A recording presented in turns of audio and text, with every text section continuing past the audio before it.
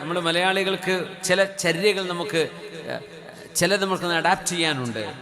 മാതാപിതാക്കൾക്ക് സലാം പറയുമ്പോൾ കൈമുത്തൽ സുന്നത്താണ്. തലമുത്തുക എന്ന് പറയും. തലമുത്ത നെറ്റിയിൽ മുത്തലാണ്. നമ്മൾ യാത്ര പോവാൻ, മക്കൾ സ്കൂളിലേക്ക് പോവാൻ, അസ്സലാമു അലൈക്കും എന്ന് പറയുമ്പോൾ നെറ്റിയിൽ ഒരു ഉമ്മ കൊടുക്കുക. ചെറിയ മക്കൾക്കത് ശീലിപ്പിക്കണം. നമ്മൾ വലിയ ആളുകളത് ചെയ്യണം. അതിന് മടി വിചാരിക്കരുത്. ഈ മസല വാപ്പി മക്കളും കേൾക്കണം, അപ്പോഴേ നടക്കുള്ളൂ. അതിപ്പോൾ ഇതുവരെ ഇല്ലാത്ത എന്താ മോനെ നിനക്ക് സംഭവിച്ചതെന്ന് ചോദിക്കും. പിന്നെ വാപ്പ അതൊക്കെ ചെയ്യേണ്ട കാര്യമാണെന്ന് എന്നാ പഠിച്ചത്? ചിലപ്പോൾ അങ്ങനെ പറയേണ്ടി വരും. കൈമുത്തുകയും നെറ്റിമുത്തുകയും ചെയ്യുന്നത് ഇസ്ലാമിൻ്റെ ഒരു സംസ്കാരമാണ്. അത് മഹാന്മാർ ചെയ്തിരുന്നതാണ്. നമുക്കത് തുടങ്ങിക്കൂടെ? നാട്ടിലുണ്ടോ കള്ളാർ? അങ്ങനെ ഉണ്ടെങ്കിൽ കടന്നു പോയിക്കോട്ടെ. ഇല്ലെങ്കിൽ അത് തുടങ്ങണം. മടി ഉണ്ടാവോ? കുറവായി പോവോ? ക്ഷേമമായി തോന്നുന്നുണ്ടാ? നമ്മുടെ മാതാപിതാക്കളോടല്ലേ. അവർക്കല്ലാതെ ആർക്കാണ് നമ്മൾ ഇത്രമേൽ സ്നേഹം കൊടുക്കാൻ അവകാശപ്പെട്ടത്? കൈമുത്തുന്നു, നെറ്റിയിൽ ഉമ്മ വെക്കുന്നു, എന്നിട്ട് സലാം പറഞ്ഞു പോവാ. മഹാനായ ത്വൽഖ് ഇബ്നു ഹബീബ് തങ്ങൾ കാന യുഖബ്ബിലു റഅസ ഉമ്മിഹി, ഉമ്മയുടെ നെറ്റിയിൽ ഉമ്മ വെച്ചിരുന്ന മഹാനാണ്. ആ ഉമ്മ താഴെ ഇരിക്കുമ്പോൾ വീടിന്റെ മീതലൂടെ നടന്നു പോകില്ല. എന്തുകൊണ്ട് നടക്കില്ല? ഇജ്ലാലല്ലഹാ, ഉമ്മയോട് കാണിക്കുന്ന ബഹുമാനമായിരുന്നു അത്. ഇതൊക്കെ ആരെന്നറിയോ? വലിയ വലിയ പണ്ഡിതന്മാർ ചെയ്ത കഥ ഇപ്പം ഞാൻ പറഞ്ഞിരുന്നുള്ളൂ. സാധാരണക്കാരായ ആളുകൾ ചെയ്തതല്ല, വലിയ വലിയ ആലിമീങ്ങൾ. അപ്പം നമ്മളൊക്കെ എന്തൊക്കെ ചെയ്യാൻ കടപ്പെട്ടവരാണ്. റസൂലുള്ളാഹി സ്വല്ലല്ലാഹു അലൈഹി വസല്ലം തങ്ങളുടെ മുമ്പിൽ ഒരു മനുഷ്യൻ വന്ന് പറയുന്നു, യാ റസൂലല്ലാഹ്, അല്ലാഹുവിൻ്റെ റസൂലേ, ഇന്നി അസബ്തു ദംബൻ അദീമാ ഫഹൽ ലീ മിൻ തൗബ. അല്ലാഹുവിൻ്റെ റസൂലേ, ഞാൻ വല്ലാത്ത ഗുരുതരമായൊരു തെറ്റ് ചെയ്തു പോയി നബിയേ, ഗുരുതരമായൊരു തെറ്റ് ഞാൻ ചെയ്തു പോയി. ഫഹൽ ലീ മിൻ തൗബ, എനിക്ക് വല്ല തൗബയുമുണ്ടോ? അല്ലാഹു എന്നെ സ്വീകരിക്കുമോ? വലിയ തെറ്റ് ചെയ്തു പോയി നബിയേ. ഈ ഹദീസ് നോക്കണം. നമുക്ക് കൺഫെഷൻ എന്ന് പറയുന്ന സംഭവം, കുമ്പസരിക്കുക എന്ന് പറഞ്ഞത് ഇസ്ലാമിലില്ല. നിങ്ങൾ അള്ളാഹിനോട് കുമ്പസരിച്ചാൽ മതി. ഒരു ഉസ്താദിനോടും ഒരു കൗൺസിലറോടും ഒരാളോടും നിങ്ങൾ ചെയ്തു പോയ തെറ്റ് പറയരുത്, പറയാൻ പാടില്ല. പറയൽ വേറൊരു തെറ്റാണ്. അള്ളാഹുവിനോട് പറയാം, പടച്ചവനോട് സങ്കടപ്പെടുക, അള്ളാഹുവിൻ്റെ മുമ്പിൽ മനസ്സ് തുറക്കുക. ആ തെറ്റൊരു മനുഷ്യനോട് പറയരുത് എന്നതിൻ്റെ ഏറ്റവും വലിയ ഉദാഹരണമാണ് ഈ ഹദീസ്. അഖ്റജഹു തുർമുദി വരിജാലുഹു സിഖാത്ത്. പ്രബലമായ ഹദീസാണിത്. സുനൻ തുർമുദിയിൽ ഉദ്ധരിക്കപ്പെട്ടത്. പുന്നാര നബിയോട്, നബിയേ, ഞാൻ ഗുരുതരമായൊരു തെറ്റ് ചെയ്തിരിക്കുന്നു എന്ന് പറഞ്ഞപ്പോ പുണ്യ നബി ചോദിച്ചത് എന്താ തങ്ങൾ ചോദിച്ചത്? ആ തെറ്റെന്താണെന്ന് ചോദിച്ചില്ല. ഹബീബിന്റെ മറുപടി ഒന്നാണ്, ഹല്ലക മിൻ നിനക്ക് ഉമ്മയുണ്ടോ? ജീവിച്ചിരിപ്പുണ്ടോ നിന്റെ ഉമ്മ? അവിടെ ക്യൂരിയോസിറ്റി, ഒരു എന്ത് തെറ്റാ ചെയ്തത് നബി ചോദിച്ചോ? സല്ലല്ലാഹു അലൈഹി വസല്ലം ചോദിച്ചിട്ടില്ല. തങ്ങളത് പറയിപ്പിച്ചിട്ടില്ല. തങ്ങളോട് വന്ന് ഏറ്റുപറയുന്നത് തങ്ങൾ കേൾക്കുകയും മറുപടി പറയുകയും ചെയ്യും. പുന്നാര നബിക്ക് ചോദിച്ചുകൂടെ, എന്ത് വലിയ തെറ്റാ നീ ചെയ്തത്? കൊലപാതകമാണോ? വ്യഭിചാരമാണോ? സിഹറാണോ? മാരണമാണോ? എന്താ നീ ചെയ്തത് എന്ന് ചോദിക്കാമായിരുന്നു. പുണ്യനബി ചോദിച്ചിട്ടില്ല. യാ റസൂലല്ലാഹ്, അല്ലാഹുവിൻ്റെ റസൂലേ, ഇന്നി അസബ്തു ദംബൻ അദീമാ, വലിയ ഗുരുതരമായൊരു തെറ്റ് ഞാൻ ചെയ്തു പോയി. ഫഹൽ ലീ മിൻ തൗബ, എനിക്ക് തൗബയുണ്ടോ? എന്നെ അല്ലാഹു സ്വീകരിക്കുമോ എന്ന് ഹബീബിനോട്, ലോകത്തിന്റെ ഗുരുവിനോട്, അഷ്റഫുൽ ഖൽഖിനോട് ചോദിക്കുമ്പോൾ പുന്നാര നബി തിരിച്ചു ചോദിച്ച ഒരു ചോദ്യമുണ്ട്, ഹല്ലക മിൻ നിനക്ക് ഉമ്മയുണ്ടോ? ഖാല ലാ, ഇല്ല നബിയേ, എൻ്റെ ഉമ്മ മരിച്ചു പോയിട്ടുണ്ട്. അപ്പൊ ചോദിച്ചു, ഹല്ലക മിൻ ഖാല, നിന്റെ ഉമ്മയുടെ ജ്യേഷ്ഠത്തിയോ ഉമ്മയുടെ അനിയത്തിമാരോ ജ്യേഷ്ഠത്തിമാരോ ആരെങ്കിലും ജീവിച്ചിരിപ്പുണ്ടോ? നിന്റെ എളാമയോ മൂത്തമ്മയോ നിനക്ക് ജീവിച്ചിരിപ്പുണ്ടോ? ഖാല നഅം, ഉണ്ട് നബിയേ, അവരുണ്ട്. എൻ്റെ ഉമ്മ ജീവിച്ചിരിപ്പില്ല. ഫബിർറഹാ, നേരെ പോയിട്ട് നിന്റെ എളാമക്കോ നിന്റെ മൂത്തമ്മയോ ആരാണോ ജീവിച്ചിരിപ്പ്, മൂത്തമ്മയാണെങ്കിൽ അവരില്ലെങ്കിൽ എളാമ, അവർക്ക് പോയിട്ട് ഗുണം ചെയ്യുമോനെ, അവർക്ക് ചെന്ന് ഖിദ്മത്ത് ചെയ്യേ, അവരെ സന്തോഷിപ്പിക്ക്, അവർക്ക് വേണ്ട കാര്യങ്ങൾ ചെയ്തു കൊടുക്ക്. അതാണ് നീ ചെയ്യേണ്ടത്. ആ വലിയ തെറ്റിന്റെ പ്രായശ്ചിത്തം. ആദ്യം ചോദിച്ച് ഉമ്മയുണ്ടോന്നാ. ഉമ്മയുണ്ടെങ്കിൽ ആ ഉമ്മയെ സന്തോഷിപ്പിക്കുന്നത് താൻ ചെയ്തു പോയ തെറ്റിന്റെ പ്രായശ്ചിത്തമാണ് എന്ന് പഠിപ്പിക്കുകയല്ലേ ലോകത്തിന്റെ ഗുരു ചെയ്തത് സ്വല്ലല്ലാഹു അലൈഹി വസല്ലം. ഉമ്മ ജീവിച്ചിരിപ്പില്ലെങ്കിൽ ഉമ്മയുടെ സഹോദരിമാർ, ഫഇന്നൽ ഖാലത ബിമൻസിലത്തിൽ ഉമ്മി, ഉമ്മയുടെ ജ്യേഷ്ഠത്തെയോ അനുജത്തെയോ ഉമ്മയുടെ സ്ഥാനമാണ് അവർക്ക് എന്ന് പുണ്യനബി പറയാറുണ്ട് സ്വല്ലല്ലാഹു അലൈഹി വസല്ലം. അത്രമേൽ ഒരു മനുഷ്യന്റെ തെറ്റുകൾ എത്ര വലുതാണെങ്കിലും മനുഷ്യരും തമ്മിലുള്ള ഇടപാടുകൾ വീട്ടണം. അത് ഉമ്മയെ പൊരുത്തപ്പിടിച്ചിട്ട് കാര്യമില്ല. അള്ളാഹും നിങ്ങളും തമ്മിലുള്ള ഇടപാടുകളിൽ എന്തെങ്കിലും ഒരു വിള്ളൽ വന്നാൽ, അള്ളാഹു ചെയ്യണം എന്ന് പറഞ്ഞത് ചെയ്യാതിരിക്കുകയോ അള്ളാഹു അരുതെന്ന് പറഞ്ഞത് ചെയ്തു പോകുകയോ ചെയ്താൽ നിങ്ങൾ തൗബ ചെയ്യണം. ആ തൗബയോടുകൂടെ ജീവിച്ചിരിപ്പുണ്ടെങ്കിൽ മാതാവിനെ ചെന്ന് കാണണം, പിതാവിനെ ചെന്ന് കാണണം. അവർക്ക് ഇഷ്ടമുള്ളത് ചെയ്തു കൊടുക്കണം, അവരെ സന്തോഷിപ്പിക്കണം. അവരുടെ സന്തോഷം കിട്ടുന്നത് വരെ അവർക്ക് ഖിദ്മത്ത് ചെയ്യണം. നമ്മൾ ചെയ്തു പോയ തെറ്റുകളെ മായ്ച്ചു കളയാനത് കാരണമാണെന്ന് നബിയുനാ റസൂലുള്ളാഹ് സ്വല്ലല്ലാഹു അലൈഹി വസല്ലം. അബ്ദുല്ലാഹി ഇബ്നു അബ്ബാസ് റളിയല്ലാഹു അൻഹുമാ വിശുദ്ധ ഖുർആൻ വ്യാഖ്യാതാക്കളുടെ നേതാവാണ്.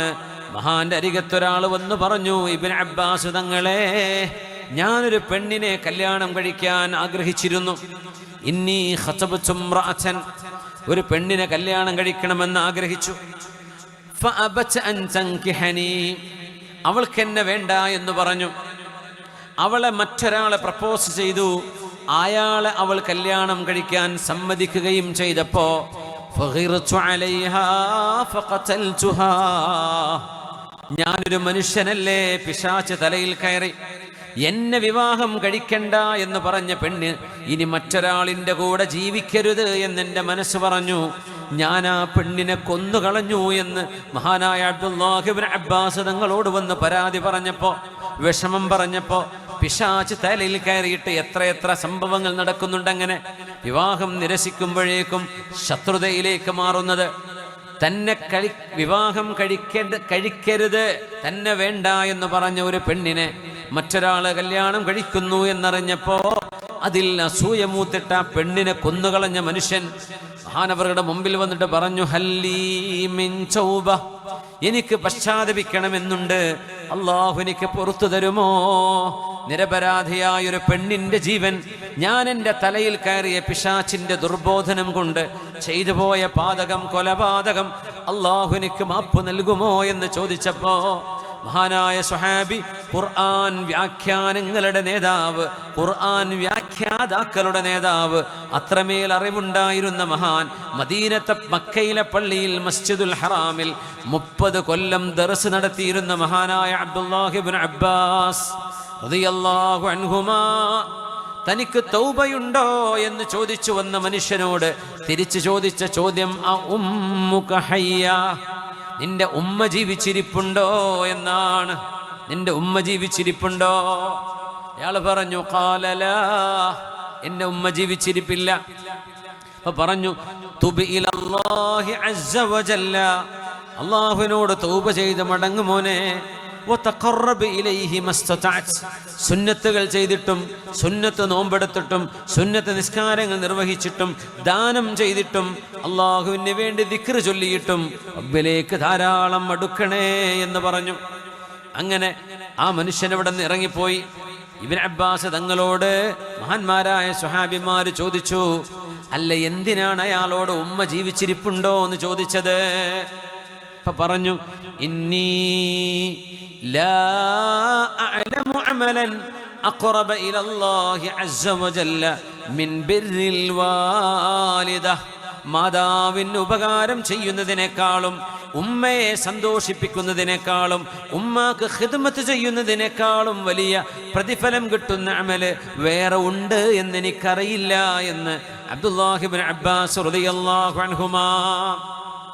അതുകൊണ്ട് ഇത് നൈസർഗികമായി ജന്മന ഉമ്മാക്ക് മക്കളോട് സ്നേഹമുണ്ട്.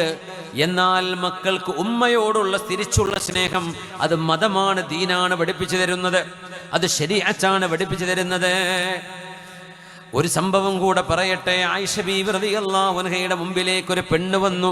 ധൂമത്തുൽ ജന്ദൽ എന്ന് പറയുന്ന ഖസീമിന്റെ ഭാഗത്ത് നിന്ന്, ധൂമത്തുൽ ജന്ദൽ സൗദി അറേബ്യയിലെ ആ ഒരു നോർത്ത് വെസ്റ്റേൺ ഭാഗം, ധൂമത്തുൽ ജന്ദൽ റിയാദ് പരിസരത്ത് എവിടെയോ ആണെന്നാണ് എൻ്റെ ഓർമ്മ. അല്ലാഹു അഅലം. അവിടെ ഉണ്ട് ധൂമത്തുൽ ജന്ദലിൽ ആരെങ്കിലും ഉണ്ടോ ഇവിടെ? എൻ്റെ സുഹൃത്ത് അറക്കൽ അബ്ദുറഹ്മാൻ ഹുദവി ഉണ്ട്. അദ്ദേഹം ധൂമത്തുൽ ജന്ദലിൻ്റെ ചരിത്രങ്ങളൊക്കെ പറയാറുണ്ട്. ധൂമത്തുൽ ജന്ദൽ സൗദിയിലെ ഒരു പ്രദേശമാണ്.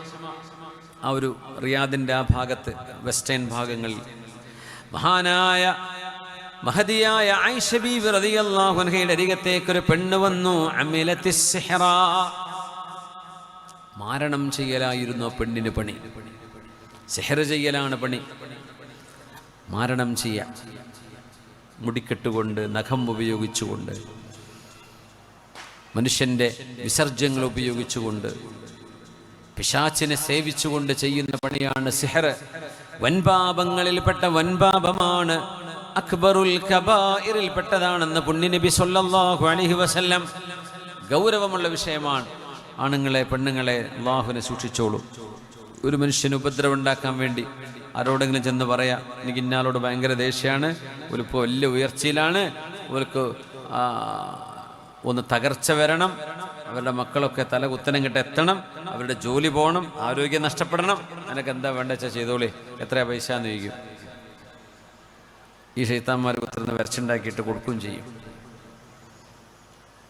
ഇത് അന്ധവിശ്വാസമല്ല.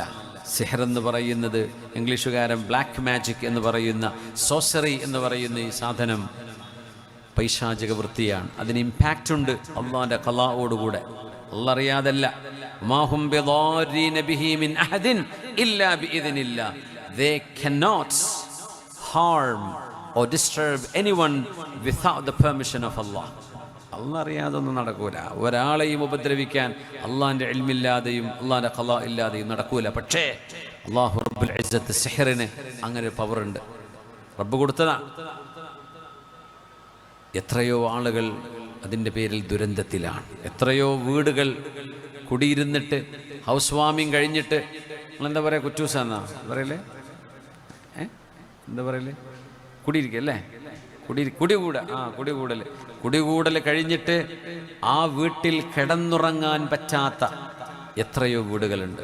എന്താ കാരണം എന്നറിയോ?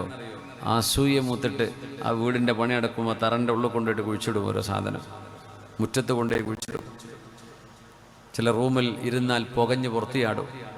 ഭീകര സ്വപ്നങ്ങൾ കാണും. ആരോ വാതിൽക്കൽ മുട്ടുന്നത് പോലെ ഇടക്കിടക്ക് ശബ്ദം കേൾക്കും, ആരും ഉണ്ടാവില്ല. ജനലടയുന്നത് പോലെ തോന്നും, കാറ്റൊന്നും ഉണ്ടാവില്ല. പേടിപ്പിക്കുക ശൈത്താന്മാരാണ്.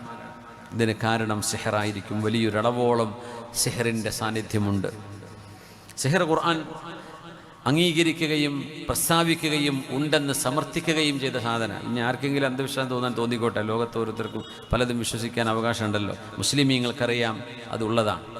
അതിന് പരിഹാരമുണ്ട്. അതിന് പരിഹാരം വിശുദ്ധ കലാമ് തന്നെയാണ്.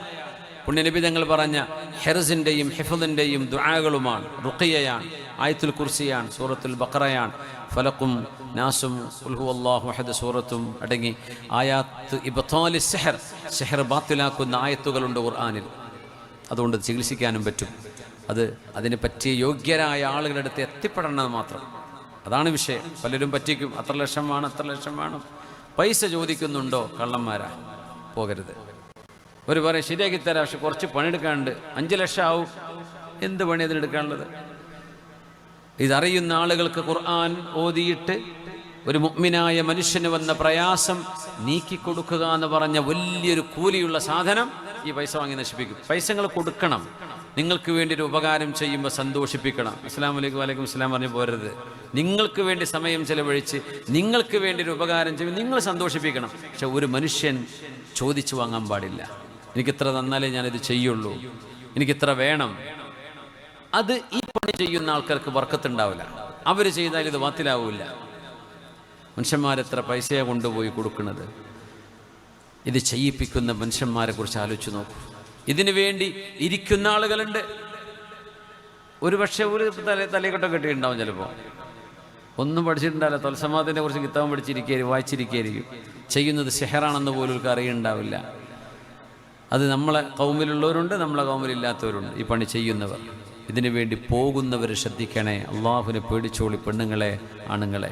ഏറ്റവും കൂടുതൽ ഇത് ചെയ്യുന്നത് പെണ്ണുങ്ങളാണെന്നും വിശുദ്ധ ഖുർആനിൻ്റെ സൂചനയുണ്ട്. വമിൻ ശർരിൻ നഫ്ഫാഥാതി ഫിൽ ഉഖദ്. കെട്ടുകളിൽ ഊതുന്ന പെണ്ണുങ്ങളുടെ ഷർറെന്ന്. ആരായി കെട്ടിൽ ഊതുക എന്ന് പറഞ്ഞാൽ അതാണ് മാരണം. അതിനാണ് സിഹർ എന്ന് പറയാം. അത് പഠിക്കൽ ഹറാമാണ്. അത് എങ്ങനെയാണ് നടക്കുന്നത്, ഹൗ ഈസ് ദ പ്രോസസ്, ഇത് പഠിക്കൽ ഹറാമാണ്. അതിന് പിന്നാലെ പോവരുത്. ഒരാളോടും അത് ചെയ്യാൻ ആവശ്യപ്പെടരുത്. ആർക്കെങ്കിലും അങ്ങനെ സംഭവിച്ചിട്ടുണ്ടെങ്കിൽ അള്ളാഹു അത് ബാത്തിലാക്കി കൊടുക്കട്ടെ. അള്ളാഹു സലാമത്ത് ചെയ്തു കൊടുക്കട്ടെ. നിരന്തരമായ അസുഖം വരും. ആൾക്കാർക്ക് അറിയില്ല ഇത് എന്താ അസുഖം. ഡോക്ടർ വരുന്നത് കൊടുക്കും, വീട്ടിലെത്തുമ്പോഴേക്കും അസുഖം തിരിച്ചു വരും. പിടുത്തം കിട്ടൂല. ഭൗതികമായ ഒരു നിലക്കും കാരണം ഇത് കണ്ടെത്താൻ കഴിയില്ല. അവരെല്ലാ ചികിത്സിച്ചു. ഭയങ്കര ഊരവേദന ഡോക്ടറെ, ചിലപ്പം കാലിന് മുട്ടിന് വേദന, ആ വേദന കഴുത്തിൽ വരും, അത് ഈ ഷോൾഡറിൽ വരും, പിന്നെ ഈ മുട്ടിൽ വരും, പിന്നെ വിരലുകൾക്ക് വരും. ശരീരം മുഴുവൻ MRI സ്കാൻ ചെയ്യും. നിങ്ങൾക്കൊരു കുഴപ്പമില്ലല്ലോ. ഡോക്ടർ മുമ്പിലെത്തുമ്പോൾ ആ വേദന ഉണ്ടാവില്ല, വീട്ടിലെത്തിയാൽ വേദന. സിഹറിൻ്റെ കാരണങ്ങളെ കൊണ്ടത് സംഭവിക്കുന്ന ഈ മാറിക്കളിക്കുന്ന വേദന സിഹറിൻ്റെ ഒരു അടയാളമാണ്. അങ്ങനെ എല്ലാ വേദനയും സിഹറാണെന്നും അതിനർത്ഥം ഉണ്ടാവില്ലേ. പക്ഷേ വലിയൊരളവോളം അങ്ങനെയാണ്. ഡോക്ടർമാർക്ക് നോക്കിയാൽ കാണൂല, പക്ഷേ ആള് രോഗിയാണ്. ആള് പറയും എനിക്ക് വയ്യ, എനിക്ക് വേദനയാണ്. സുബ്ഹാനല്ലാഹ്.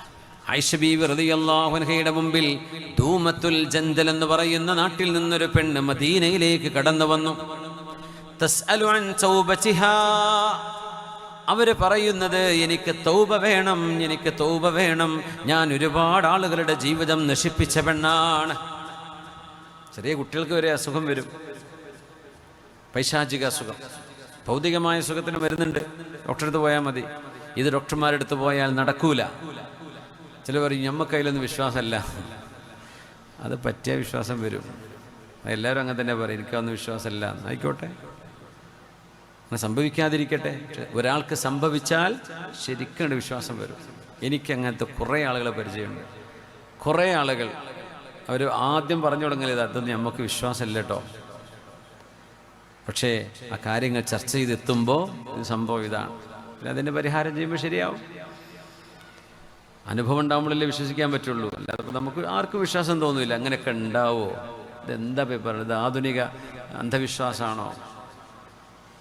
ഞാൻ അന്ധവിശ്വാസം പറയാൻ വന്നതല്ല, ഇങ്ങോട്ട് അള്ളാഹുവിൻ്റെ ദീൻ പറയാൻ വന്നതാണ്. അതുള്ള കാര്യമാണ്, അതുള്ള വിഷയമാണ്.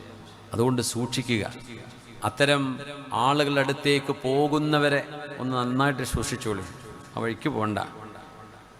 ചിലർ ഇത് ചെയ്യുന്ന ആളുകളുടെ ലക്ഷണം ഒന്ന് ഞാൻ പറഞ്ഞുതരാം. അവർ ഭീഷണിപ്പെടുത്തും, കാണിച്ചുതരാം. ഈ പറയുന്നവർ സിഹർ ചെയ്യുന്നവരായിരിക്കും, ഉറപ്പാണ്. നിങ്ങൾക്ക് ഞാൻ കാണിച്ചത് അത് നീ അനുഭവിക്കും, നിന്റെ വീട്ടുകാരനുഭവിക്കുമെടി, നിന്നെ ഞാൻ കാണിച്ചു തരാം, ഇതിന് ഞാൻ പകരം ചെയ്യും. ചിലപ്പോൾ ഒരു അള്ളാഹ് കാണിച്ചിരുന്ന ആദ്യം പറയാം, പോലെ കറാമത്താന്ന് വിചാരിക്കാൻ വേണ്ടി പച്ച സിഹറ പോയിട്ട് ചെയ്യാം. മരണം ചെയ്യിക്കാൻ വേണ്ടി പോകുന്നവർ ഇങ്ങനെ ഒരു വെല്ലുവിളി നടത്തും. അള്ളാഹുവിൻ്റെ ഷർറിന്ന് കാത്തുരക്ഷിക്കട്ടെ. ദുന്യാവിൽ കഴിഞ്ഞ് ഖബറിൽ പോയി കിടക്കേണ്ട തടിയാണ് എന്ന ബോധമുള്ള ഒരു മനുഷ്യൻ ഇത് ചെയ്യുമോ? ചെയ്യാൻ പാടുണ്ടോ? എത്ര വലിയ ഗുരുതരമാണ്. മനുഷ്യന്മാരെ നശിപ്പിക്കാൻ വേണ്ടി ചെയ്യുക, ഉപദ്രവിക്കുക. അള്ളാഹു കാവൽ നൽകട്ടെ, അള്ളാഹു കാവൽ നൽകട്ടെ. ആയിഷ ബീവിയുടെ മുമ്പിലേക്ക് വന്ന ഈ പെണ്ണ്, ദൂമത്തുൽ ജന്ദലിൽ നിന്ന് വന്ന പെണ്ണ്, തസ്അലു അൻ തൗബതിഹാ. ആ പെണ്ണിന് തോന്നി അവള് സാഹിറത്തായിരുന്നു, സിഹർ ചെയ്തു കൊടുക്കല പരിപാടി നിർത്തണമെന്ന് തോന്നി. ഈമാൻ ഖൽബിലേക്ക് വന്നു, തൗബ ചെയ്യണമെന്ന് തോന്നി. ഫറഅയ്തുഹാ തബ്കി ഹീന ലം തജിദ് റസൂലല്ലാഹി സ്വല്ലല്ലാഹു അലൈഹി വസല്ലം. മദീനയിലേക്ക് എത്തിയപ്പോഴേക്കും റബീഉൽ അവ്വൽ കഴിഞ്ഞ് റബീഉൽ ആഖിറിലായിട്ടുണ്ട്. പുണ്യനബി വഫാത്തായ വർഷമാണ് ഈ പെണ്ണ് വരുന്നത്. ആ പെണ്ണ് വന്നപ്പോ ഫറഅയ്തുഹാ തബ്കി, ആയിഷ ബീവി പറയുകയാണ്, ആ പെണ്ണ് കരയുന്നത് ഞാൻ കണ്ടു. എന്തേ കാരണം?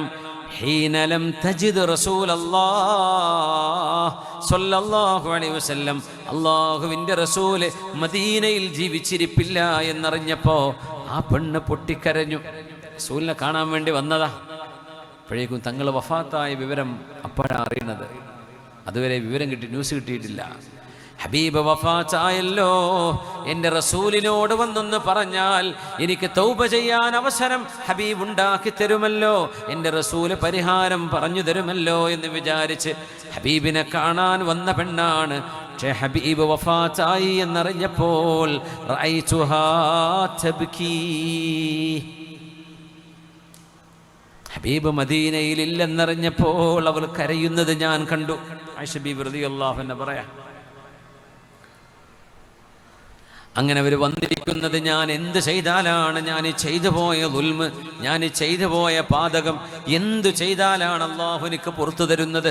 എത്രയോ മനുഷ്യരുടെ, എത്രയോ വീട്ടുകാരുടെ സ്വൈരതയും സ്വസ്ഥതയും നഷ്ടപ്പെടുത്താൻ വേണ്ടി പിശാചിൻ്റെ വൃത്തി ചെയ്തവളാണ് ഞാൻ, കൂടോത്രം ചെയ്തവളാണ് ഞാൻ, സിഹർ ചെയ്തവളാണ് ഞാൻ. എന്നെ സ്വീകരിക്കാൻ അള്ളാഹു ഒരുക്കമോ?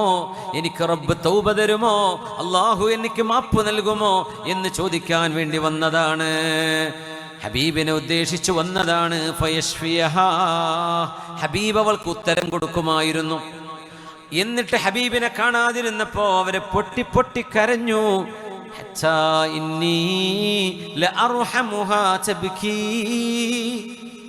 പറയാ, ആ പെണ്ണിന്റെ കരച്ചിൽ കണ്ടിട്ട് എനിക്ക് പോലും ഒന്ന് സമാധാനിപ്പിക്കാൻ കഴിയാത്ത വിധം അവൾ കരഞ്ഞുകൊണ്ടിരിക്കുകയാണ്. അങ്ങനെ സിഹറിന്റെ കഥ അവൾ പറഞ്ഞു. അതൊരു നീണ്ട ചരിത്രമാണ്. എന്തൊക്കെ സിഹറാണ് അവൾ ചെയ്തിരുന്നത് എന്നവൾ പറഞ്ഞു കൊടുക്കുന്നു. ആയിഷ ബീവി റളിയല്ലാഹു അൻഹയോട് ആ പെണ്ണിങ്ങനെ കഥ പറഞ്ഞു കൊടുത്തു. ബീവി, ഞാൻ ഇങ്ങനെ സിഹർ ചെയ്തിരുന്ന പെണ്ണായിരുന്നു. ഇന്നി ലഅഖാഫു അൻ നകൂന ഹലക്ത്, ഞാനിങ്ങനെ നശിച്ചു പോകുമോ? തൗബ ചെയ്യാൻ കഴിയാതെ, അള്ളാഹു എന്നെ സ്വീകരിക്കാതെ ഞാനങ്ങ് മരിച്ചു പോകുമോ എന്ന് ഞാൻ പേടിക്കുകയാണ്. ഞാൻ സങ്കടപ്പെട്ടിട്ടുണ്ട്. ഞാനിതാ എൻ്റെ എല്ലാ ദുഷ്പ്രവൃത്തികളും നിർത്തിവെച്ചിരിക്കുകയാണ്. വല്ലാഹി യാ ഉമ്മൽ മുഅ്മിനീൻ മാ ഫഅൽതു ശൈഅൻ ഖത്തു വലാ അഫ്അലുഹു അബദാ. ഉമ്മമാരുടെ ഉമ്മയായ, മുഅ്മിനീങ്ങളുടെ ഉമ്മയായ ആയിഷ ബീവി, ഇനി ഞാനത് ചെയ്യില്ല, ഞാൻ ഒരിക്കലും ആർക്കും ഇനി സിഹർ ചെയ്തു കൊടുക്കില്ല എന്ന് പെണ്ണ് എന്നോട് വന്ന് ശപഥം ചെയ്തുവെന്ന് ആയിഷ ബീവി റളിയല്ലാഹു അൻഹാ. അങ്ങനെ അസ്ഹാബു റസൂലില്ലാഹ്, ഹബീബായ റസൂലുള്ളാഹി തങ്ങളുടെ സ്വഹാബത്തിന്റെ അടുത്തേക്ക് ആ പെണ്ണ് വന്നു. എല്ലാവരും ഹബീബ് വഫാത്തായ സങ്കടത്തിൽ നിൽക്കുന്ന സമയമാണ്. ഹദാഥത്തു വഫാത്തി റസൂലില്ലാഹി വഹും യൗമഇദിൻ മുതവാതിറൂൻ. ആർക്കും ഉത്തരം പറയാൻ ധൈര്യമില്ല. ആരും ഇതിന് പ്രത്യേകമായ മറുപടിയൊന്നും പറയുന്നില്ല. എന്താ ഇവളോട് പറയാ? സിഹർ ചെയ്തിരുന്നൊരു പെണ്ണാ വന്നത്, ചെയ്യിപ്പിച്ചിരുന്ന, സിഹർ ചെയ്തുകൊണ്ടിരിക്കുന്ന പെണ്ണ്. അവളുടെ പണി അത് ചെയ്യലാണ്, പിശാചുക്കളെ സേവിക്കലാണ്. ആൾക്കാർ വന്ന് ഈ പെണ്ണിനോടാ വന്ന് പറയാ, അവളാണ് ഇതൊക്കെ ചെയ്തു വെക്കുക. അങ്ങനത്തെ പെണ്ണിനോട് സ്വഹാബിമാരൊക്കെ സങ്കടപ്പെട്ട് നിൽക്കുന്ന നേരം അവരാരും ആരോടൊക്കെ പോയി ഈ പെണ്ണ് ഫത്വ ചോദിച്ചിട്ടുണ്ടോ? എല്ലാവരും പറയുന്നത് ലൗ കാന ബവാകി ഹയ്യൈൻ ഔ അഹദുഹുമാ ലകാന യക്ഫിയാനിക്. പെണ്ണേ, സ്വഹാബത്ത് മുഴുവൻ കൊടുത്ത മറുപടി. അവർ പ്രത്യേകിച്ചൊരു മസലൊന്നും പറഞ്ഞു കൊടുക്കാൻ പറ്റുന്നില്ല. എന്ത് ചെയ്താലാണ് ഈ സിഹറിന്റെ പാതകം അല്ല പുറത്തു തരിക? നീ തൗബ ചെയ്തേക്കെന്ന് പറഞ്ഞു. പക്ഷെ അവർ ഓരോരുത്തരും ഒരു കാര്യം പറഞ്ഞു. ഓരോ സ്വഹാബിയും പറഞ്ഞു. ഓരോരുത്തരെയും മാറി മാറി ചെന്ന് കണ്ടതാ. കഫാറത്ത്, എന്ത് പ്രായശ്ചിത്തമാണ് ഞാൻ ചെയ്യേണ്ടത്? ഓരോരുത്തരും പറഞ്ഞു, പെണ്ണേ, നിങ്ങളുടെ ഉമ്മയോ ഉപ്പയോ രണ്ടുപേരോ അല്ലെങ്കിൽ അതിൽ ഒരാളോ ജീവിച്ചിരിക്കുകയായിരുന്നുവെങ്കിൽ ഇതിന് പരിഹാരമുണ്ടായിരുന്നു. ആ മാതാപിതാക്കളെ സന്തോഷിപ്പിച്ചാൽ അള്ളാഹു നിങ്ങളുടെ ഈ പാതകം പോലും റബ്ബ് പുറത്തു തന്നിരിക്കാം. തൗബ ചെയ്യണം. ആരെയാണോ ഉപദ്രവിച്ചത് അവരെ പോയി പൊരുത്തപ്പെടിക്കണം, അത് നിർബന്ധമാണ്. അത് കഴിഞ്ഞാൽ പിന്നെ അള്ളാന്റെ പൊരുത്തം കിട്ടണമെങ്കിൽ നിന്റെ മാതാപിതാക്കൾ ജീവിച്ചിരിപ്പുണ്ടോ? ഇല്ല. ഒരാളോ രണ്ടാളുമില്ല. രണ്ടാളോ ഒരാളോ ജീവിച്ചിരിപ്പുണ്ടായിരുന്നുവെങ്കിൽ വലിയൊരു പരിഹാരം അവരിലൂടെ അള്ളാഹു നിങ്ങൾക്ക് നൽകുമായിരുന്നുവെന്ന് ഓരോ സ്വഹാബിയും മറുപടി പറഞ്ഞു എന്ന് ആയിഷ ബീവി റളിയല്ലാഹു അൻഹ പ്രത്യേക ഫത്വ എന്നവർക്ക് ആർക്കും കൊടുക്കാനുണ്ടായില്ല. പക്ഷെ ഈ കാര്യം എല്ലാവരും പറഞ്ഞു. ഉമ്മണ്ടോ വാപ്പുണ്ടോ? ഇല്ല, ആരുമില്ലേ? പിന്നെ എന്ത് പറയാനാ? അവർ ജീവിച്ചിരിപ്പുണ്ടായിരുന്നുവെങ്കിൽ നിങ്ങളുടെ ഈ പ്രശ്നത്തിന് പരിഹാരമാകുമായിരുന്നു എന്ന് പറയാൻ. യാ അല്ലാഹ്, വഖുർ റബ്ബിർഹംഹുമാ കമാ റബ്ബയാനീ സഗീറാ. അല്ലാഹുവേ, എൻ്റെ മാതാപിതാക്കൾക്ക് റഹ്മത്ത് ചെയ്യണമേ, അവരെൻ്റെ കൊച്ചുനാളിൽ എന്നോട് റഹ്മത്ത് ചെയ്ത പോലെ. ആ ഉമ്മയോട് ഉപ്പയോട് അവരുടെ പേര് വിളിക്കാൻ പാടില്ലെന്നാണ്. ആ ഉമ്മയോട് ഉപ്പയോട് അവരെന്താണോ അള്ളാഹുവിന് ഇഷ്ടമുള്ളത് പറയുന്നത്, ഹലാലുകൾ പറയുന്നത്, അതനുസരിക്കാൻ നമ്മൾ ബാധ്യസ്ഥരാണ്. Non negotiable facts. ഇതിലൊന്നും പിന്നെ വേറൊരു ചോദ്യം, ഡിസ്കൗണ്ട് ചോദിക്കാനില്ല. അങ്ങനത്തെ വിഷയങ്ങളാണിത്. മാതാപിതാക്കളോട് സമ്മതം പറയാതെ ചോദിക്കാതെ ദീർഘയാത്ര പോകരുത്. എന്തിനേറെ ഉറങ്ങാൻ കിടക്കാൻ പോകുമ്പോൾ മാതാവിനോടോ പിതാവിനോടോ അവരവിടെ ഉണ്ടെങ്കിൽ, അരികത്തുണ്ടെങ്കിൽ, ഉമ്മ ഞാൻ കിടക്കാൻ പോകുന്നു എന്ന് ഉമ്മയോടോ ഉപ്പയോടും പറയൽ നിർബന്ധമാണ്. അതൊരു അദബാണ്. നിങ്ങൾ വീട്ടിലിരിക്കുമ്പോൾ മാതാപിതാക്കൾ വീടിൻ്റെ പുറത്തുനിന്ന് യാത്ര കഴിഞ്ഞ് കടന്നു വരികയാണെങ്കിൽ അവർക്ക് വേണ്ടി എഴുന്നേറ്റ് നിൽക്കണം. നിങ്ങളും അവരും ഒരുമിച്ച് നടക്കുകയാണെങ്കിൽ മക്കൾ ഒരിക്കലും ഉമ്മയുടെയോ ഉപ്പയുടെയോ മുമ്പിൽ നടക്കരുത്, ബാക്കിലാണ് നടക്കേണ്ടത്. പക്ഷെ അവർക്ക് സംരക്ഷണം കൊടുക്കാനോ മറ്റോ ഇരുട്ടാണ്, വെളിച്ചം കാണിക്കണം, ഒരു തടസ്സമുണ്ടോ നീക്കിക്കൊടുക്കണം, അങ്ങനെയൊക്കെ മുമ്പിൽ നടക്കാം. അല്ലെങ്കിൽ മാതാപിതാക്കളുടെ മുമ്പിൽ നടക്കാൻ പാടില്ലെന്നാണ്. അവരെ കാണുമ്പോൾ സലാം പറയണം, അവരെ കാണുമ്പോൾ സലാം പറയണം. വീട്ടിൽ നിന്ന് ഇറങ്ങുമ്പോഴും കയറി വരുമ്പോഴും അവരെ അഭിമുഖീകരിക്കണം, അവരോട് സലാം പറയണം. മാതാപിതാക്കളെങ്ങാനും വാർദ്ധക്യത്തിലേക്ക് കടന്നാൽ തീർച്ചയായും അവർക്ക് ഒരുപാട് സഹായം ആവശ്യമായ നേരമാണ്. അവർക്ക് കൈപിടിക്കണം, അവരോട് സോഫ്റ്റായിട്ടേ സംസാരിക്കാൻ പാടുള്ളൂ. പിന്നെ പറഞ്ഞു, മാ ബറ ബിഅബവൈഹി മൻ അഹദ്ദ അൻ-നദറ ഇലൈഹിമാ.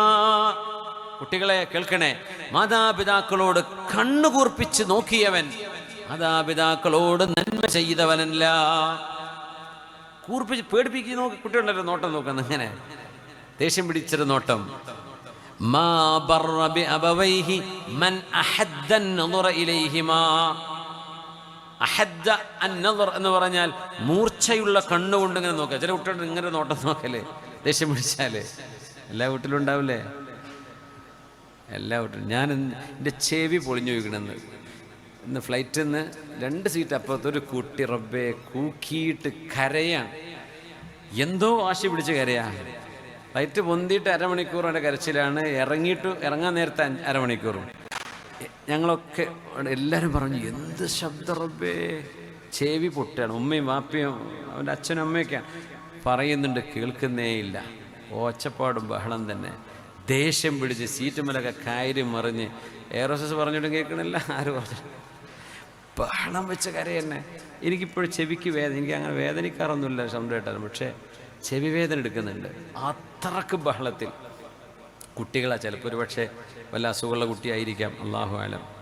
അങ്ങനെയാണെങ്കിൽ അള്ളാഹു ശിഫയാക്കി കൊടുക്കട്ടെ. ചില കുട്ടികൾക്ക് വാശിയായിരിക്കും, വാശി പിടിക്കുക, പിടുത്തമുണ്ട്. എനിക്ക് തോന്നിയത് വാശിയാണെന്ന്. കാരണം മൊബൈൽ ഫോൺ കൈ കൊടുത്തപ്പോൾ നിന്നിട്ടുണ്ട് കരച്ചിൽ. പിന്നെ ലാൻഡ് ചെയ്യുന്ന നേരത്തെ അതൊക്കെ വാങ്ങി ബെൽറ്റ് കെട്ടെടുത്തപ്പോൾ തുടങ്ങിയതാണ്. കുട്ടികൾക്കുള്ള ഉള്ള വിഷയം അതാണ്. അമ്മമാരെ, കുട്ടികൾക്ക് ഈ അഡിക്ഷൻ വേണ്ടാന്ന് നിങ്ങൾക്ക് തോന്നുന്നുണ്ടെങ്കിൽ 1 വയസ്സുള്ളപ്പോൾ തുടങ്ങിക്കോളി നിയന്ത്രണം. അത് കഴിഞ്ഞാൽ പിന്നെ കിട്ടൂല. 1 വയസ്സുള്ളപ്പോൾ നിയന്ത്രിച്ചോളി.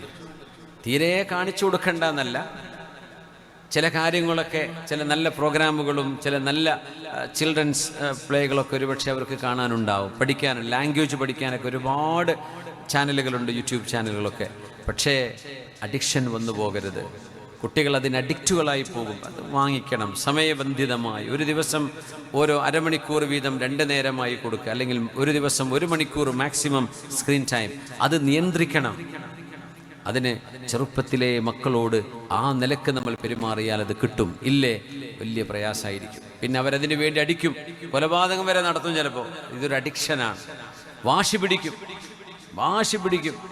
പടച്ചറബ്ബ് നമ്മുടെ മക്കളൊക്കെ നന്നാക്കി തരട്ടെ. അവരിൽ സൽസ്വഭാവം അല്ലാഹു കാണിച്ചു തരട്ടെ. മാതാപിതാക്കളോട് കണ്ണുകൂർപ്പിച്ച് പേടിപ്പിച്ച് നോക്കുന്നവൻ അവരോട് നന്മ ചെയ്തവനല്ലെന്ന് മഹാന്മാർ പഠിപ്പിക്കുകയാണ്. യാ അല്ലാഹ്. കൈയും തലയും ചുംബിക്കണം മാതാപിതാക്കളുടെ. നേരത്തെ ഞാൻ പറഞ്ഞു അത്. ജീവിച്ചിരിക്കുകയാണെങ്കിലും മരിച്ചുപോയവരാണെങ്കിലും അവർക്ക് വേണ്ടി ദുആ ചെയ്യണം.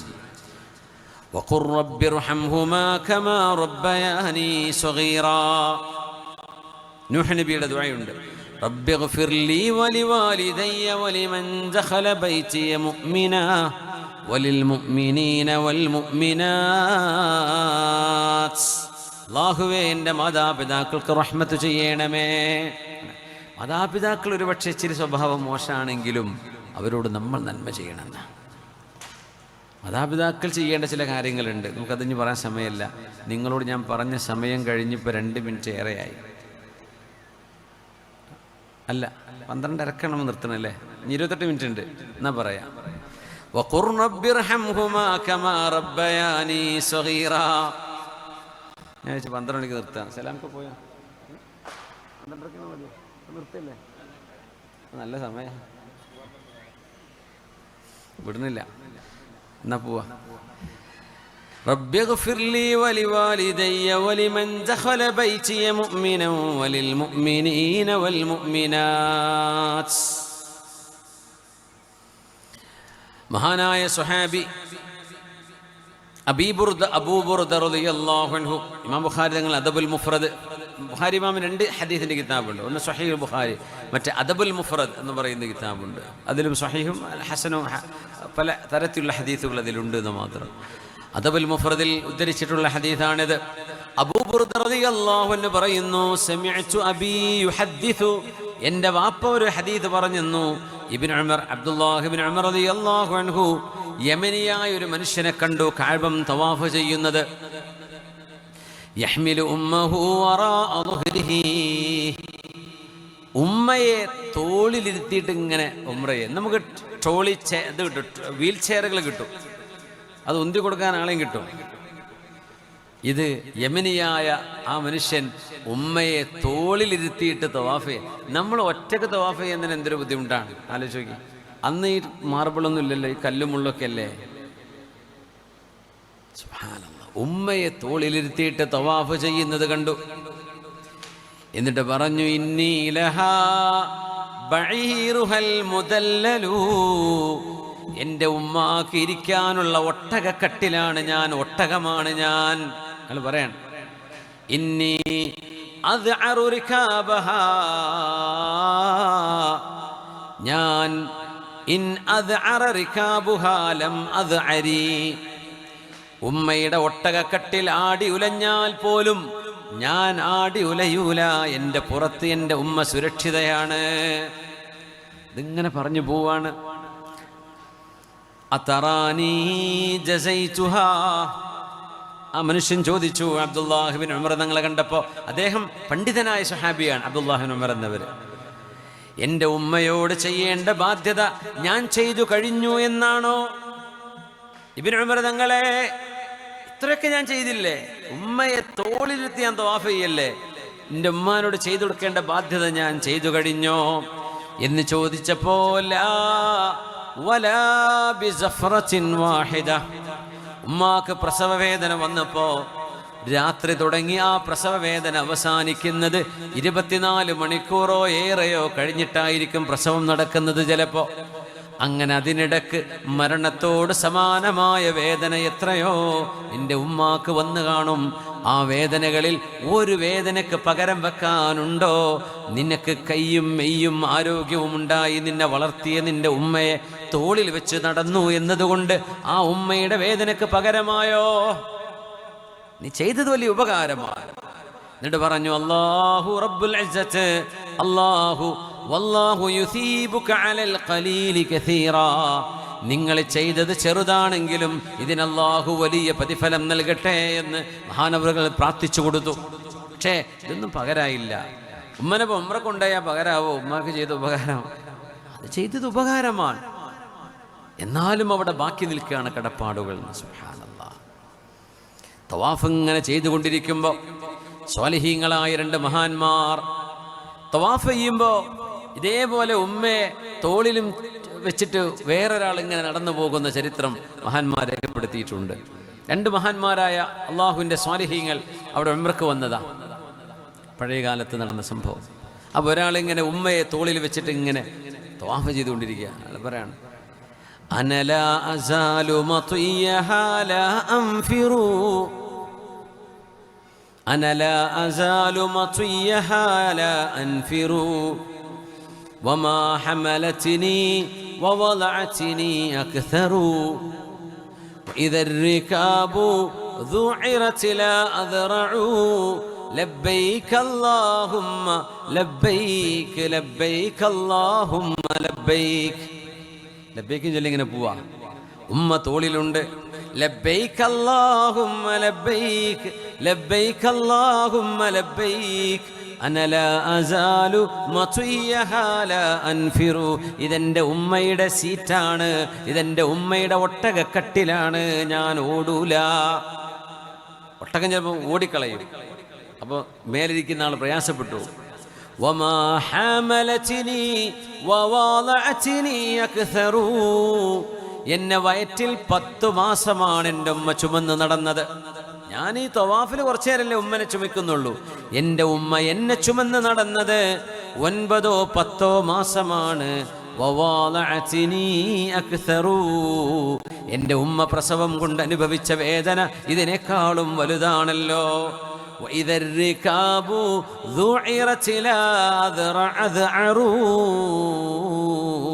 വിരണ്ടോടുമ്പോൾ ഓടുന്ന മൃഗമല്ല ഞാൻ, ആടിയുലയുന്ന ഒട്ടകക്കട്ടിലല്ല ഞാൻ. എൻ്റെ ഉമ്മാക്ക് സ്വസ്ഥമായിരിക്കാൻ പറ്റുന്ന ഇരിപ്പിടമാണ് എൻ്റെ തോള്. ലബ്ബൈക അല്ലാഹുമ്മ ലബ്ബൈക ലബ്ബൈക ലാ ശരീക ലക ലബ്ബൈക. ഇതിങ്ങനെ പറഞ്ഞു പോകുമ്പോൾ ആ മഹാന്മാർ പറഞ്ഞു നർമീ വനദ്ഖുലു ഫിത്തവാഫ്. ആ പാട്ട് പാടുന്ന മനുഷ്യന്റെ കൂടെ നമുക്കും തവാഫ് തുടങ്ങിയാലോ? ലഅല്ല റഹ്മത തൻസിലു ഫതഉമ്മനാ. ഈ മനുഷ്യന്റെ തോളിൽ കിടക്കുന്ന മാതാവിന്റെ സാന്നിധ്യം കൊണ്ട് അള്ളാന്റെ റഹ്മത്ത് ഹറമിൽ ഇറങ്ങുമ്പോൾ, മതാഫിൽ ഇറങ്ങുമ്പോൾ ഫതഅമ്മുനാ, ആ മനുഷ്യന്റെ കൂടെ നിൽക്കുന്ന നമുക്കും റഹ്മത്ത് കിട്ടിയാലോ എന്ന് പറഞ്ഞ് വൃദ്ധയായ ഉമ്മയെ ചുമന്ന് നടക്കുന്ന മനുഷ്യന്റെ കൂടെ തവാഫ് തുടങ്ങാൻ ആ രണ്ട് സ്വാലിഹീങ്ങൾ തീരുമാനിച്ചു. എന്തുകൊണ്ട്? ലഅല്ല റഹ്മത തൻസിലു ഫതഉമ്മുനാ, അവിടെ റഹ്മത്ത് ഇറങ്ങും.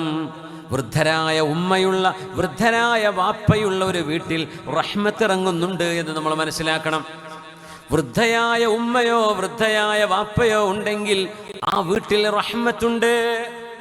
ആ വീടുകളിൽ റഹ്മത്തിന്റെ, അല്ലാഹുവിന്റെ റഹ്മത്തിന്റെ വർഷമുണ്ട്. അതുകൊണ്ട് ആ പുണ്യ നബി പറഞ്ഞത് ഇന്ന മിൻ ഇജ്ലാലില്ലാഹ്. നിങ്ങൾക്ക് ഒരു ഭവ്യതയുള്ള ബഹുമാനമുള്ള ഒരാളെ കണ്ടാൽ നമ്മൾ എണീറ്റ് നിൽക്കൂലേ ബഹുമാനം കൊണ്ട്? അള്ളാഹുവിനെ നമുക്ക് റബ്ബിനെ കാണുമ്പോൾ എണീക്കാൻ പറ്റുമോ? അള്ളാഹുവിനെ നമ്മുടെ കണ്ണുകൊണ്ട് കാണാൻ കഴിയില്ലല്ലോ ഈ ലോകത്ത്. നാളെ പരലോകത്ത് കാണാം, ഈ ലോകത്ത് റബ്ബിനെ കാണാൻ കഴിയില്ല. ആ റബ്ബിനെ അള്ളാഹിന്റെ മുമ്പിൽ പടച്ചുതമ്പുരാന് വേണ്ടി നിങ്ങൾ എഴുന്നേറ്റ് ബഹുമാനം കാണിക്കുന്ന പോലെ, അള്ളാഹുവിനെ ബഹുമാനം കാണിക്കുന്ന പോലെ നിങ്ങൾക്ക് ബഹുമാനം കാണിക്കാൻ ഒരവസരം ദുനിയാവിലുണ്ട്. അതെന്തെന്നറിയുമോ? ഇക്റാമു ദിശ്ശൈബത്തിൽ മുസ്ലിം. അള്ളാഹുവിനെ ഭയപ്പെട്ട് ജീവിച്ച പ്രായമായൊരു മനുഷ്യനെ കാണുമ്പോൾ ആ മനുഷ്യനെ ബഹുമാനിക്കുന്നത് അള്ളാഹനെ കാണുമ്പോൾ എഴുന്നേറ്റ് നിന്ന് ബഹുമാനിക്കുന്നതിന് തുല്യമാണെന്ന് പറഞ്ഞത് നമ്മുടെ ഹബീബ് റസൂലുള്ളാഹ് സ്വല്ലല്ലാഹു അലൈഹി വസല്ലം. ഒന്ന് പ്രായമുള്ളവർക്ക് പ്രത്യേകമായ പരിഗണന അള്ളാഹു വകവെച്ച് കൊടുത്തിട്ടുണ്ട്.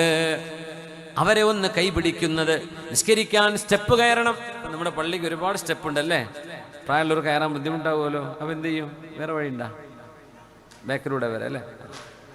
കൈപിടിച്ചു കൊടുക്കുന്നത്, വാഹനം ഇറങ്ങാൻ സഹായിക്കുന്നത്, വടിപിടിച്ചു പോകുന്നവർക്ക് കോണി കയറാൻ, അവർക്ക് ഒതു എടുക്കാൻ, ബാത്റൂമിൽ പോകാൻ സഹായം ചെയ്തു കൊടുക്കുന്നത്.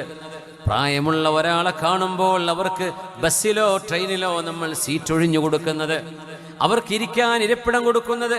ഒരു കല്യാണ സദസ്സിലാണ്, എല്ലാവരും നിക്കാഹ് കഴിഞ്ഞാണ്ട് ചോറ് വയ്ക്കാനൊരു ഓട്ടം. ആ പുതിയാപ്പിളുടെ കൂടെ വന്നവർക്ക് അവർക്കൊരവസരം കൊടുക്കണമെന്നാ നാട്ടുകാർക്ക് അന്നില്ലാത്ത വിശപ്പായിരിക്കും. അങ്ങനെ ഈ വന്ന സാധുക്കളൊക്കെ പുറത്തു, നാട്ടുകാരൊക്കെ അകത്തുമായിരിക്കും. അപ്പോൾ കല്യാണപ്പുരക്കാരൻ പഠിച്ചവനെ എന്താ ചെയ്യുക? ഇനിയിപ്പോൾ എല്ലാവരും കഴിക്കട്ടെ. ഏതെങ്കിലും ഒരുത്തം വിചാരിച്ചാൽ അത് കൊളാക്കും. ചിലപ്പോൾ ഞങ്ങൾ നാണം കെടുത്തി, ഞങ്ങൾ പുതിയാപ്പിളുടെ കുപ്പായിട്ട് വന്നിട്ട് ഞങ്ങൾക്ക് ആദ്യം ഭക്ഷണം തന്നില്ല എന്നൊക്കെ പറഞ്ഞപ്പോൾ അത് മതിയാവും അല്ലേ. എന്തെന്നെയാണെങ്കിലും പ്രായമുള്ള ആളുകളുണ്ടോ അവരാദ്യം കഴിച്ചോട്ടെ എന്ന് തീരുമാനിക്കുന്ന ഒരു മാന്യത നമ്മളങ്ങ് ഓടല്ല. ആ വന്നവരിലും നാട്ടുകാരിലും പ്രായമുള്ളവരുണ്ടാവും, മുതിർന്നവരുണ്ടാവും, കാരണവന്മാരുണ്ടാവും.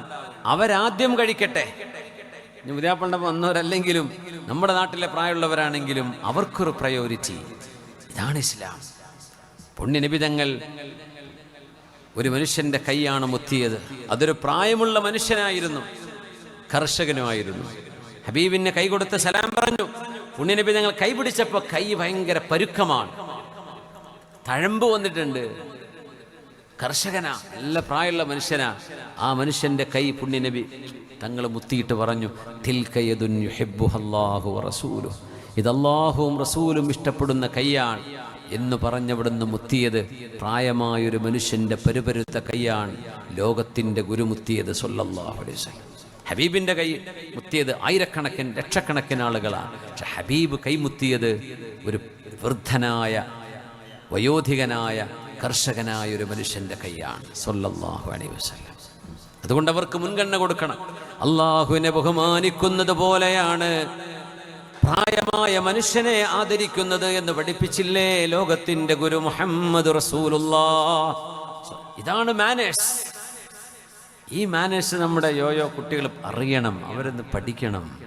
ഈ സംസ്കാരം കളഞ്ഞു കുളിക്കരുത്. ഇതാണ് നമ്മുടെ വാല്യൂസ്. ഇതൊന്നും ഇല്ലെങ്കിൽ എന്ത് ലൈഫ്, എന്ത് ജീവിതം? നമ്മളിങ്ങനെ ഓടുന്നുണ്ട്, സമാധാനം കിട്ടാൻ വേണ്ടി ഓടുകയാണ്. എവിടേക്കായി ഓടുന്നത്? പാട്ടിലുണ്ടോ? ഇല്ല. സിനിമയിലുണ്ടോ? ഇല്ല. കള്ളുഷാപ്പിലുണ്ടോ? അവിടെ ഇല്ല. മയക്കുമരുന്നിലുണ്ടോ സമാധാനം? അതുമില്ല. ബോധം തെളിഞ്ഞാൽ പിന്നെ പഴയ പോലത്തെ. എവിടെയാ സമാധാനം? അള്ളാഹുവിൻ്റെ ദീനനുസരിച്ച് ജീവിക്കുന്നിടത്ത് അല്ലേ, അള്ളാഹിനനുസരിക്കുന്നിടത്ത്, ഒളുവെടുത്ത് 2 റക്അത്ത് അള്ളാഹു നിസ്കരിക്കുന്നിടത്ത്, നാവിൽ ലാ ഇലാഹ ഇല്ലല്ലാഹും സുബ്ഹാനല്ലാഹും അൽഹംദുലില്ലയും ചൊല്ലുമ്പോൾ കിട്ടുന്ന സമാധാനം പോലെ മറ്റെന്തുണ്ട് ലോകത്ത്? ഹബീബിൻ്റെ മേൽ സ്വലാത്ത് ചൊല്ലുമ്പോൾ കിട്ടുന്ന സമാധാനം പോലെ എന്തുണ്ട്? തൻ്റെ പ്രിയപ്പെട്ട ഉമ്മയുടെ ഉപ്പയുടെ മുഖത്ത് നോക്കി, അവരുടെ കണ്ണുകളിലേക്ക് നോക്കി ആ സന്തോഷം കണ്ട് ആസ്വദിക്കുന്നതിനേക്കാളും എന്തുണ്ട് ലോകത്ത് മനോഹരമായിട്ട്? ഇത് പഠിപ്പിക്കാനാ പുണ്യനബി വന്നത് സ്വല്ലല്ലാഹു അലൈഹി വസല്ലം. അന ലാ അസാലു മതിയഹാ ലാ അൻഫിറു വമാ ഹമലത്നി വവളഅത്നി അക്തറു وإذا الركائب ذعرت لا أذرعروا لبيك اللهم لبيك لبيك لا شريك لك لبيك. റസൂലുള്ളാഹി സ്വല്ലല്ലാഹു അലൈഹി വസല്ലം തങ്ങളോട് ഞാൻ യുദ്ധത്തിന് വരുന്ന നബിയേ എന്ന് പറഞ്ഞു വന്ന സ്വഹാബിയോട്, നിന്റെ ഉമ്മയോ ഉപ്പയോ ജീവിച്ചിരിപ്പുണ്ടോ? ഉണ്ട് നബിയേ, ഞാൻ ഒരേ ഒരു മോനാണ്. ഞാൻ ഇവിടേക്ക് വരുമ്പോൾ എൻ്റെ ഉമ്മയും ഉപ്പയും കരയുകയായിരുന്നു. തങ്ങൾ എന്താ പറഞ്ഞെന്നറിയോ? തിരിച്ചുപോ, നിന്റെ കരഞ്ഞ മാതാപിതാക്കളെ നീ ചിരിപ്പിക്കണം, അവരെ സന്തോഷിപ്പിക്കണം.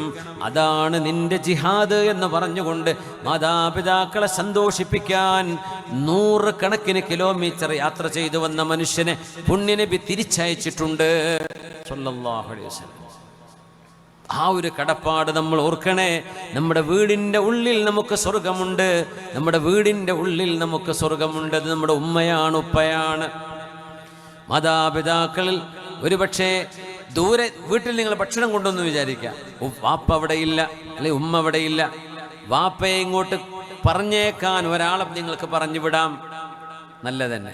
വാപ്പയെ തിരിച്ചു കൊണ്ടുവരാൻ ഒരു വണ്ടി ഒരാളെടുത്ത് കൊടുത്തേക്കാം, നല്ലതന്നെ. നിങ്ങൾ വാപ്പയെ പോയി കൂട്ടിക്കൊണ്ടുവരുന്നു വാഹനത്തിൽ, അതൊന്ന് വേറെയാണ്. ആ വാപ്പയെ നിങ്ങൾ ഇരുത്തിയിട്ട് അവർക്ക് ഭക്ഷണം നിങ്ങൾ സെർവ് ചെയ്യുന്നു, അതിൻ്റെ പ്രതിഫലം ഒരു മടങ്ങ് കൂടെയാണ്.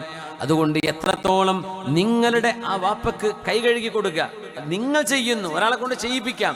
നിങ്ങളുടെ ഉപ്പാക്ക് നിങ്ങൾ സേവനം ചെയ്യുന്നത് പോലെയാണോ അത്? അതുകൊണ്ട് അള്ളാഹുവിൻ്റെ ഇതൊന്നും ഒരാൾ ചെയ്തില്ല എന്ന് വെച്ചപ്പോൾ കുറ്റക്കാരനാവുന്നൊന്നും പറയാൻ പറ്റൂല. വാപ്പയെ വണ്ടി എടുത്ത് കൊണ്ടുവന്നില്ല, അത് അതല്ല. അള്ളാഹു ബഹുമാനിച്ചവരെ ബഹുമാനിക്കുന്നത് തഖ്വയുടെ അടയാളമാണ്. ഇന്നഹാ മിൻ തഖ്വൽ ഖുലൂബ്. അള്ളാഹ് ബഹുമാനിച്ചവരാ ഉമ്മയും വാപ്പയും. അവരെ ബഹുമാനിക്കുമ്പോൾ അതിന് അനുബന്ധമായ കാര്യങ്ങളെല്ലാം നമ്മൾ ചെയ്യുകയും വേണം. മാതാപിതാക്കൾ മരിച്ചുപോയാൽ അവർക്ക് വേണ്ടി എന്ത് ചെയ്യാൻ കഴിയും?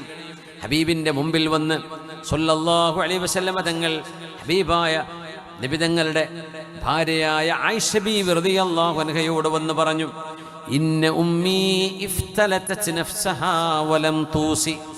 ആയിഷ ബീവി പറയാം, പുണ്യ നബിയോട് തങ്ങളവിടെ ജീവിച്ചിരിപ്പുണ്ട്, തങ്ങളുടെ മുമ്പിൽ വന്ന് പറയുന്നു, നബിയേ, എൻ്റെ ഉമ്മാക്ക് വസിയത്ത് ചെയ്യണമെന്നൊക്കെ ഉണ്ടായിരിക്കാം, പക്ഷെ എൻ്റെ ഉമ്മ മരിച്ചുപോയി. ഒന്നും പറയാൻ കഴിയാതെ, ഒന്ന് എഴുതി വെക്കാൻ കഴിയാതെ എൻ്റെ ഉമ്മ മരിച്ചുപോയി നബിയേ. എൻ്റെ ഉമ്മാക്കെങ്ങാനും അവസാന നേരം ഒന്ന് മിണ്ടാൻ കഴിഞ്ഞിരുന്നുവെങ്കിൽ എൻ്റെ ഉമ്മ പറയുമായിരുന്നു, പള്ളിക്ക് ഇത്ര, മദ്രസക്ക് ഇത്ര, ദീനിനിത്ര, പാവപ്പെട്ടവർക്ക് ഇത്ര, ബന്ധുക്കൾക്ക് ഇത്ര എന്ന് പറഞ്ഞ് എൻ്റെ ഉമ്മ സ്വതക്ക ചെയ്യുന്ന ഉമ്മയായിരുന്നു നബിയേ. പക്ഷേ അവസാന നേരം ഉമ്മാക്ക് മിണ്ടാൻ കഴിഞ്ഞിട്ടില്ല. അങ്ങനെയുണ്ട്. വെന്റിലേറ്ററൊക്കെ നിൽക്കുമ്പോൾ വല്ലാത്ത സങ്കടമുള്ള അവസ്ഥയാണ്. ഡോക്ടർമാരാ വെന്റിലേറ്ററിലെ മാസ്ക് അങ്ങ് വെച്ചു കൊടുത്താൽ 2 കൈയും ഇഞ്ചക്ഷനും നീഡിലുമായിട്ട് ആ ബെഡിൽ അങ്ങ് കൈ പിടിച്ചു വെച്ചു, കൈ തട്ടിക്കളയാതിരിക്കാൻ.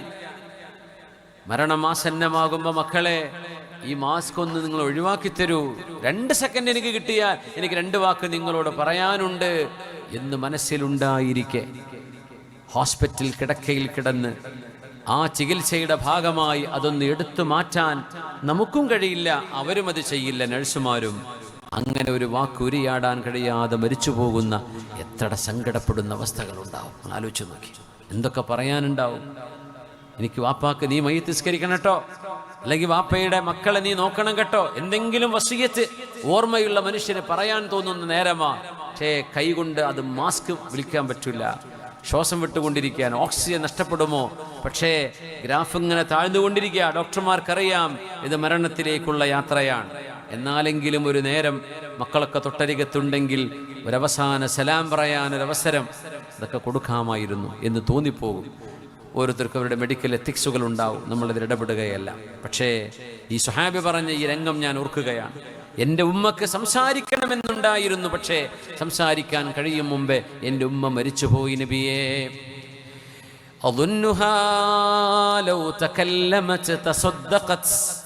എൻ്റെ ഉമ്മയൊന്ന് സംസാരിക്കുകയായിരുന്നുവെങ്കിൽ അവർ സ്വതക്ക ചെയ്യാൻ ഇഷ്ടപ്പെടുന്നവരായിരുന്നു.